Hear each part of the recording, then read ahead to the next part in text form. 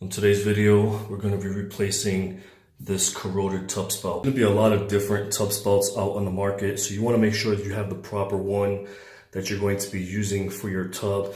Here, this is what we call just an extension piece.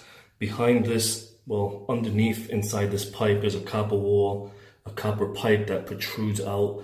And if you look on the inside of this one, there's a little bit of like a thread, if you can see it.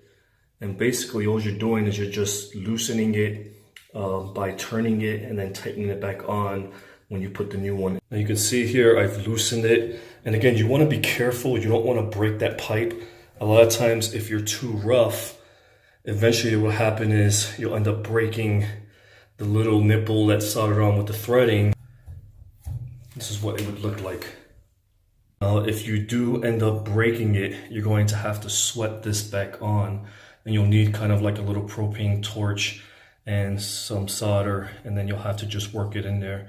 But like I said, when I grab it, I just pretty much take my channel locks and I stick it on the inside, and then I just slowly rotate it. Here I put my plumber's tape back on, and now I'm just going to take my new tub spout and I'm going to tie it on. So here you're just going to twist it.